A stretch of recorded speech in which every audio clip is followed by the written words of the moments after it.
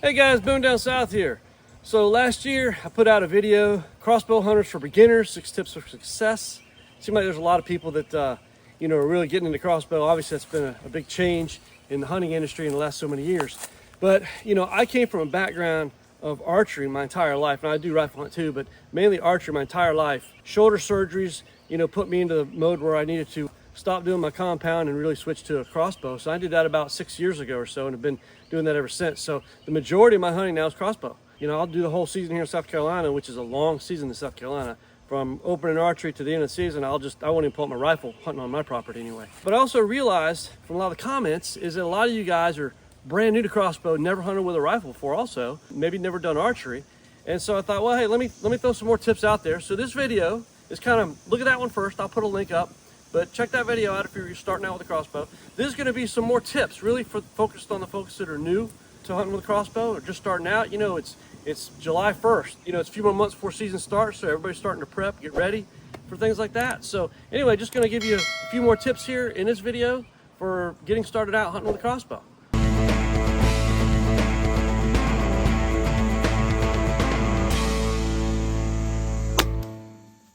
All right, guys, so tip number one, and I don't know if there's a tip or it's just really just a learning thing, is really the shot process. So we kind of want to talk about that. It's very important. Let me go back to a rifle for a minute. When you're hunting with a rifle, your trigger control, your breathing, aiming, your follow through, all is very important because, as a bullet flies down that barrel, which is just a fraction of a moment, that once you pull the trigger, that bullet's, coming out of that barrel. But that fraction of a moment when you pull that trigger, if you jerk the rifle, you can drastically change where that bullet ends up, right? So that means we want to keep the weapon as still as possible for that shot process. When we go to a crossbow, it's even more important than with a rifle because that bullet, or the arrow rather, takes so much longer to leave the crossbow than that bullet does in, say, a rifle. The little bit of movement that we could do on a crossbow can drastically impact it. So we want to have a process. That's why it's very important. So the key thing here is when you're shooting, you want to limit the movement. That's the key thing. And there's several ways that we limit the movement of that weapon when we fire that trigger. Animals coming in, you're going to shoot, and you're going to basically shoulder that crossbow. So the first thing, and it's kind of part of the process, but not really the firing part, but when you pull that crossbow up, let me show you on this here real quick. This by the way, this is a pre-production Aston Halon. They're not doing business yet, but they've sent me a number of their pre-production bows to test out. And so a mistake that people make sometimes is there's the animal right over there, and they'll come down and look in their scope, and then they come up and try to find the animal, and that is a recipe for disaster. You want to acquire your target quickly, and so what you want to do is you always want to maintain your sight, and you pull that scope right up to yourself while you're looking at it. You're not like looking around doing this. You're not like pulling this up and go, okay, where is it now? Let me find it in the scope, because a lot of times you won't. Early in my career, I started off with a rifle, and I could not find the deer in the scope. But I'm sitting here looking all over, and I can't find a thing. But the way to do it is you look and you pull it up and bring it right into gear. But once you got it pulled up is when everything starts, right? Because you're gonna fire this weapon, and your goal is to make an ethical kill on a game animal. The first thing you want to do is talk about your breathing. If you're new to this, and that buck comes out or that doe comes out, because it happens both. You hear the term buck fever. If you haven't experienced it yet, you will. And if it ever quits happening to me, I'll just give up hunting. It doesn't always happen, but it depends on the scenario, but it can happen with a doe as well. If I decide that, hey, I'm going to take a doe today, and all of a sudden a doe show up, I start getting excited. I mean, that excitement, that's why we hunt. That's one of the reasons we hunt, right? It's that excitement, that thrill that other people don't understand, is that elevated thrill level you get. If you got a deer coming in and you're starting to get excited, your heart's going to start pounding, right? And your body might even start to shake. And you got to start to control that. You got to start your breathing. Slow down your breathing. Take slow, steady breaths. But when you're shouldered up there, you don't want to be going like that, because as you can see, you got all that movement. You want to stop that movement. So what you want to do before you take the shot, go ahead and take a deep breath, slow deep breath, let about half of it out, and then stop. Continue aiming. You're going to aim from a tiny plus scope up. You're going to start aiming on the target. Take the breath, let half out. It'll calm your body down. Hold your breath after you let about half of it out, and that's when you want to start with the trigger part, okay, pulling the trigger. A few things about that breathing control. That's going to calm your body down so you don't have that extra movement. Is the animals don't always do what we want to do. So you may be ready to take that shot. You take your breath, You let part of it out, and you're about to pull the trigger, and all of a sudden, maybe that animal moves, and maybe you were targeting right here, okay? The left shoulder was forward, the animal's broadside to you, but all of a sudden it moved, and now the shoulder came back. Right as you're about to pull the trigger, then stop. Don't keep holding your breath. Go ahead and go back to breathing slowly, okay? Because that's not your shot opportunity. Now you need to wait. If you hold your breath too long, your pulse rate goes up, which could also affect your body as well. So we just want to get ready for the shot. Take that breath, let half it out, take your shot. If you end up having to hold your breath too long, just don't, okay? Just go ahead and take a few more breaths before you take the shot. It's more important to be steady, have your breathing under control. So breathing control is key, because just that little bit of movement as I pull the trigger with the crossbow, and that crossbow's going down, I'm breathing down, all of a sudden my shot goes low because I brought the frame of the crossbow down when I'm breathing like that, or maybe it was going up, right? So, and these are things that when a deer comes in, it's heat of the action moment. So you got to start thinking these things. You got to have a process that you build every time you shoot. So when you're at the range, you go through this process as if there's a deer there. So when you're out in the field, all that excitement there is going to kick in. It adds a whole nother level of handling this. And so you just got to remember these steps. Okay, I got to breathe. I got to get my breathing right. So breath control is one of the first things we need to deal with. Next thing is aiming. You want to aim at your target. And there's a phrase that we've all used in archery, but applies to all forms of shooting. Aim small, miss small. The idea is you're picking a small target, and if you're off that small target by a little bit, you still made a kill shot. So that's kind of the idea, is we want to pick a spot on the animal. It's really easy, especially when you're starting out. You get excited and you pull that scope up. And I've heard people just pull the gun up. They say they pull the trigger and they don't even know what was in their scope when they pulled it, because just the excitement kicked in. They just know they gotta pull the gun up and shoot, or pull the crossbow up and shoot, or draw their bow and shoot, and they just shoot and they're not aiming. They just totally lose that mindset, because I mean, the adrenaline is just going at that point in time. So you got to control that. You're controlling your breathing. In the beginning, you're trying to focus on all these things. Later on, this all becomes natural. It comes secondhand to you, after years of experience doing this kind of thing. But what helps is if you're doing this on the range. But when it comes to aiming, you want to aim small. You want to find that spot. And I'm not talking about like, here's the lungs. Let's aim for the lungs. I'm talking about, here's the center of the lung. Let's aim for the center of the lung, right here. We're going to pick a spot right back from that leg a little bit up. When you're hunting with a crossbow, again, I mentioned this in the other video, you're hunting with a blade. So you got to be very, very careful on your shot placement, because we want to have a high percentage. We want to take high percentage shots. A high percentage shot is one that you're very likely to make a quick, ethical kill on that animal. When you're hunting with a blade, even though this looks like it's got a form factor of a rifle, it's not. A bullet does blunt trauma is how it kills. A blade kills by blood hemorrhage, okay, by blood loss. Your shot placement is key. You want to have an entry hole, and you want to have an exit hole. You want that entry hole so the broadhead can get in there and do the job.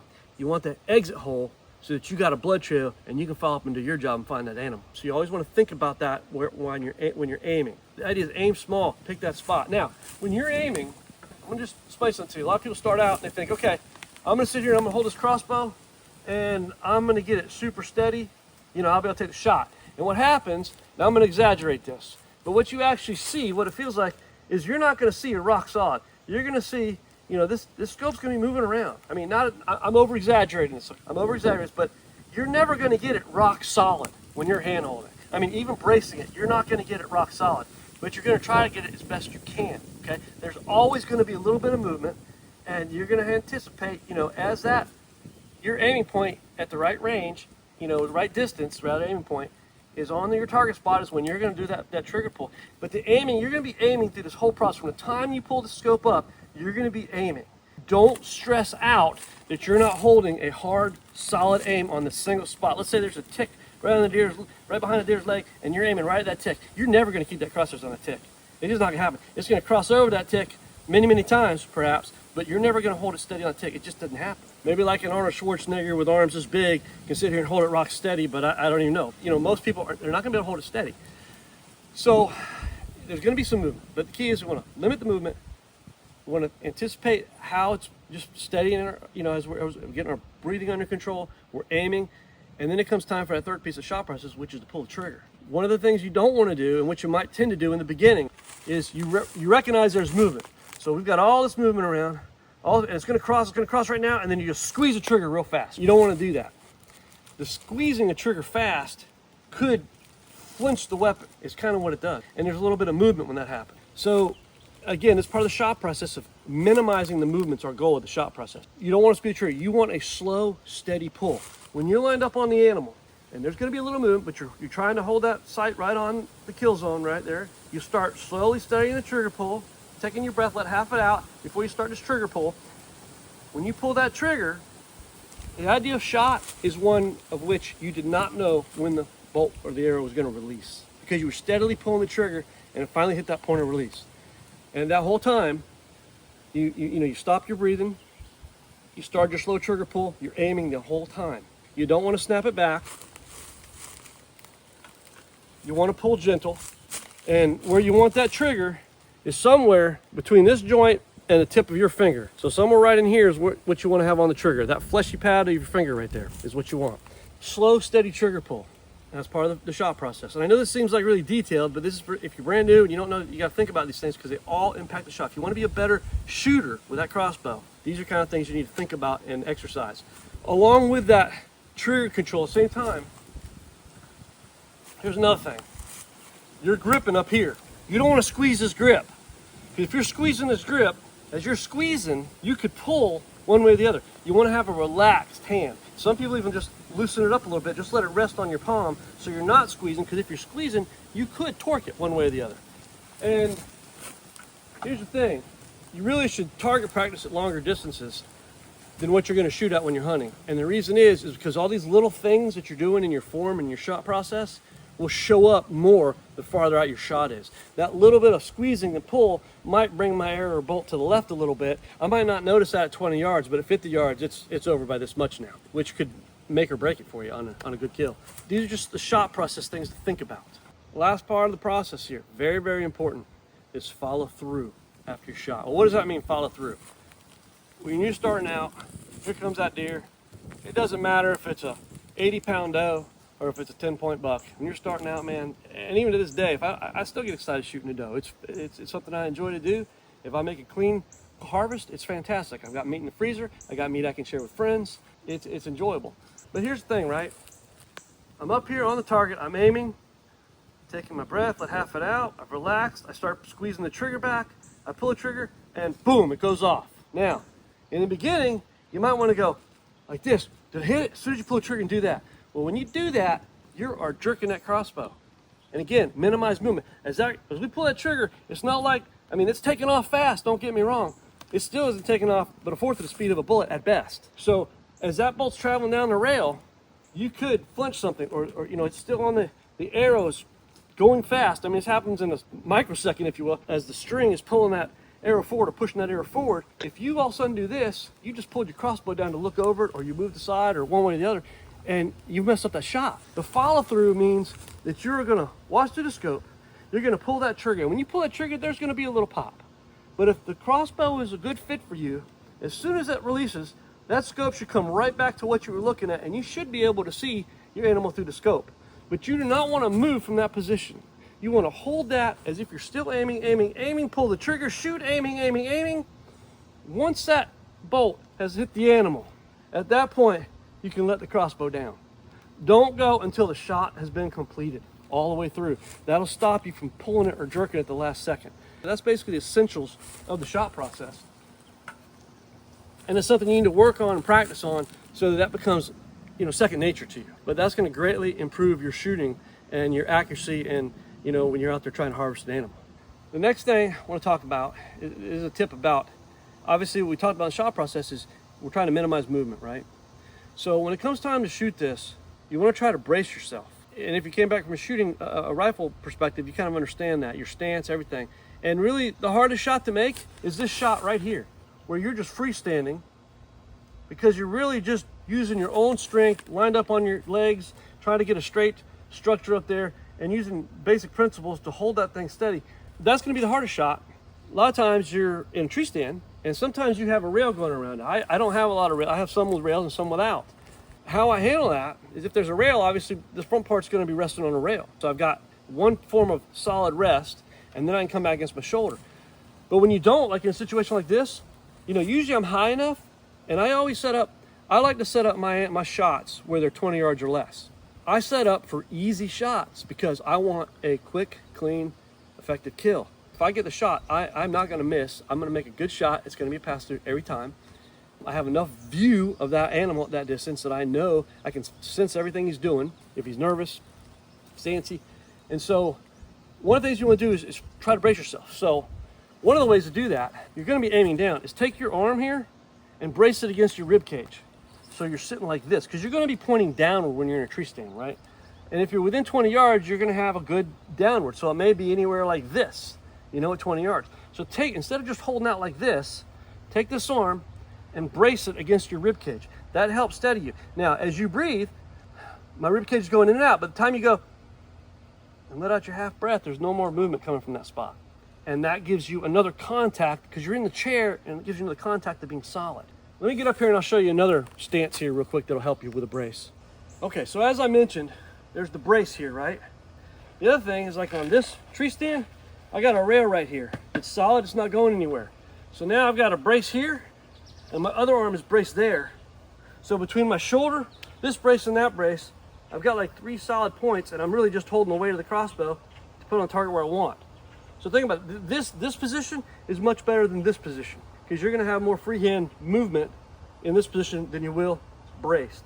Another option is brace on your knees, depending on where the animal's at, and whether you have a front bar or not.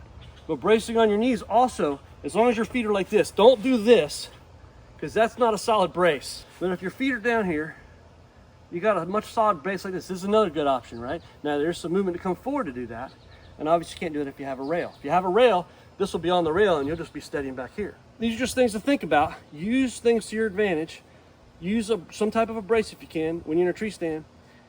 When you're hunting from a blind, it's a little different. What I found in hunting from a blind is that you're almost forced to do the freestyle, shooting like this, because I'm in a blind chair, and the chair never seems to be the right height when I've got the opening in the blind, for me to be able to brace like this. Because bracing like this, it's like you can come up close to yourself and bring it up, but you got to bring your hand way back here, to get a straight out shot out the window, because you're not shooting down anymore in the blind. So what I found is a tripod works wonders in a blind. It just does a lot of good. You can set this on the tripod. It's holding the weight of the bow. You're just there to just steady and aim. Just think about using a brace when you shoot. It's going to be a big help. Helps you steady that along with your shot process. It makes your shots really, really much better. Here's tip number 3, is you want to have a plan for when that deer comes out. What is your plan? What are you going to do? And what I mean by that is, have you thought about things like, what if the deer comes on my left side? What if it comes on my right side? What if it's coming from behind me? What if it's coming from over there? What am I going to do? Where's my shot going to be? Where do I have a shot? Because it might be so thick, your only shot might be there, and it's irrelevant where he comes, because it's got to be there for you to make the shot, because there's so much brush around. I do hunt in a lot of thicker places. Sometimes I don't have that option. But if you're in a place where there is more options, you got to think about, well, if the deer comes from X, Y, or Z, it comes from over here, and it's going to cut across that away, and I turn around like this, can I make that shot? How am I going to brace? Okay, here's a good brace right here on my rail. I feel pretty confident and steady right there. I've got a good brace. I'm thinking about that. Is there the option where I might want to stand up and take that shot? And I want to caution you about this. Number one, listen, I don't have my safety harness on. My stand is 2 feet off the ground roughly, okay? So I could just step right down. That's why I don't have it on. I always, always, always wear my safety harness with a lifeline when I'm hunting from a tree stand. I encourage each and every one of you to do it as well. There's stories every year of people falling and getting hurt, killing themselves. It is not worth it. You may say it's an extra trouble, but I'm going to tell you, as you get older, you start to realize it's worth that extra trouble. Just to save your family and friends to worry about it and everything else, that lifeline and safety harness is what's going to make you feel good. I am literally 2 feet off the ground, so I'm not worried if I fall, getting hurt, kind of thing. And I'm just setting this up for just the video purpose. When you're standing up here and you go to turn, I mentioned this in the first video, you got to think about the limbs of this crossbow. Where are they going to move? Am I going to hit this tree? You can't come back too close to that tree. So you got to think about these things. And look, I've watched hunting videos my whole life, right? And archery, rifle, crossbow, you name it. I see everybody do this in the video. They're all set up, they got their cameraman and everything, and the crossbow is hanging on a hook right here in the tree, or maybe their bow's hanging here, or maybe their gun's mounted over here on the side of their stand, and they're just sitting here, with not this in their hand. They're just sitting here doing whatever, looking around. Maybe they're scoping and binoculars and all this stuff and all this movement, right? I have never been in that camp, whether it's archery, rifle, or crossbow now. This crossbow is always right here, right here. It's not hanging on a branch. It's not over here. It's in my hands ready to go. It's ready to go so that I can take that trigger off. I can pull it up with minimal movement. You know, deer have some pretty good eyes. When you're spotted, it can get tough. You know, you still got a lot of movement to do. That deer, especially at 20 yards, guys, 20, 30 yards. I mean, it's up close. You still got to do this much movement at the minimum. You know, you got to come up like this. You might have to come over here like this. You might have to come here. So you've got some movement to do. And you want to do all that slow, of course. I mean, really, really slow. If the deer's looking at you, don't move, you know. And then just slow and steady, get it to your spot. Make sure you get your brace, you know, get it ready. There's a lot of movement. Now think about that. Also, sometimes deer can come in fast too, guys. All of a sudden there's nothing there, and then poof, 3 seconds, it's right there. And here's your crossbow hanging over here. Well, now you got to reach over, get this, you know, bring it over. That's a lot of movement. I don't want to risk that kind of movement. You need to have a plan like that. About your plan too is your safety. Part of the plan needs to be check that safety over and over and over again. I've always done this even with a rifle also. Check the safety all the time when you're in the stand. Back to that thing, when the animal comes out, you got to determine when to take that safety off. You need to remember to take that safety off. You know, early days, I remember pulling up, squeezing the trigger, oh yeah, I didn't take the safety off, oh crud, you know. Some crossbows have safeties that are harder than others. Some are really easy, some are quiet, some are loud. This wind's getting loud now. I think the storm's coming in, which we need. But my point is, sometimes that safety, you know, you want to use 2 fingers sometimes and gently push that safety so it doesn't make a noise. Having said that, you may get that safety off because here comes that doe and you think that buck's behind her kind of thing, and you get ready and the safety's off and you're ready for him to come out, and he never comes out, or that buck does come out, but you never get your shot. You got to remember to turn that safety off. You don't want to just sit here with a loaded crossbow, guys. It's way too dangerous. So you need to think about it all the time. Is my safety on? Is my safety on? Is my safety on? I think about that the whole time hunting. I take a look at it multiple times. I'll check it with my hand multiple times while I'm in the tree stand. So you want to make sure you take that safety off too. Again, you know, have a plan of what you're going to do when you get in that tree stand, you know, or when you're setting up that tree stand. Even think about where your shots are going to be. Think about how you can move. Think about how you can brace. Think about, you know, in your mind, at what point are you going to take the safety off, and think through all those things, right? Have a plan when you get there. You just don't want to sit there and then make all these decisions when the deer shows up. You already want to have this thought out. The next tip here goes along with what I was saying about, you know, not leaving your crossbow hung up over here. Now, I don't leave it like that. However, here's a tip, guys. If you're hunting in a tree, get you some of those screw-in steps or screw-in hangers that you want to hang over here, whatever's convenient for you, because there will be a time when you want to hang this up. For instance, if you need to use the bathroom, you need to get something out of your pack, or you're going to break for lunch in your tree stand, right? And you got all this moving around. You don't want to be holding a loaded crossbow trying to fumble around with stuff. When you're getting ready to climb down from your stand, you know, you want to pack up your stuff and get things in together. This crossbow is big and heavy. You can't just hold it in one hand and steady it and hope it doesn't fall, or set it on your tree stand and hope you don't bump it when you're 20, 25 feet in the air. You don't want your crossbow to explode when it hits the ground kind of thing. So it's great to have those hooks. That way you can hang your crossbow up, your hands are now free, your crossbow's secured, and now you can do stuff. Get those hooks if you're hunting from a tree stand, guys. It's really, really good to have those things. But here's the last tip here, guys. When you're hunting with a crossbow, it is imperative that you get yourself a rangefinder. These crossbows are getting faster and faster, but they're still nowhere near the speed of a rifle. There's still going to be a drop in that arrow or bolt once you fire that trigger, and the farther out it goes, depending on weight and stuff like that of your setup, that arrow is going to drop faster and faster. And you need to know the yardage. There is a big difference between 20 and 40 yards on any crossbow. And you may say, well, that's a huge difference. I'm not going to guess by that much off. Let's think about it. I told you to aim for that small spot so you miss small. At 20 yards, you're like, well, I think that's 30 yards. You take that shot and you got a little bit of movement and you're missing small. That may be enough of a different distance to basically wound the animal, one of which you might never recover. You need to know the distance to that animal. A lot of guys can say, hey, I can judge that and that's fine. And I used to shoot 3D archery tournaments years ago. You know, you had to guess the distance of that animal. And basically when you're in a 3D archery tournament, your distance judgment is either validated or corrected every time you take the shot. And so you're going through this 3D tournament, you're like, yeah, I think that's 24 yards. You pull back, you shoot, you were low, you were wrong, or you were high, you were wrong, it wasn't. And then find out, oh, that wasn't 24 yards, it was 30 yards. But that was enough to cause you to not score on that animal. Might be enough to cause you to not hit the vitals on that animal. And the guys that are really good at judging that distance all the time are guys that do this kind of thing all the time. And I would suffice it to say that most crossbow hunters aren't going out, walking through the woods multiple times a week, shooting 30 targets at different distances randomly and guessing it isn't shooting them. I'm just guessing that most people don't have the time to do that. So what I'm saying is there's a small fraction of people that can accurately guess distances. Second thing I want to add is that the terrain can really affect things, and the size of the animal can really affect how you judge your distance. When you're up in the tree, things look different. So you may be sitting on the ground shooting at ground targets in all your practice, and hey, I know what 20 yards look like, I know what 30 yards looks like. You get up a tree, it looks totally different. You want that rangefinder. That way, when you get up in the tree, once you have enough light to see in the morning or in the afternoon hunt, right away, you're gonna start ranging stuff. You're gonna say, okay, that tree's at 20 yards, that tree's at 30 yards, that tree's at 40 yards. Okay, this tree over here is at 20. So now I can kind of draw my circle around me. I'm up in the tree, and that's my 20-yard perimeter right there. There's my 30-yard perimeter. And you kind of use that rangefinder so that you know the distance. It's awful when you pull up on an animal and you're guessing the distance and you make a bad shot. I've been hunting well over 4 decades now. I've been hunting. When you hunt as long as I have, you're going to lose some animals sometimes. It's going to happen, right? It's a sad thing. Nobody likes that, but it's a reality that sometimes that does happen. And you don't feel good at all when that happens. So we don't want to do that for the sake of the animal, for the sake of what it does to us, because we're torn up internally. We're thinking about this stuff. We don't want to wound an animal.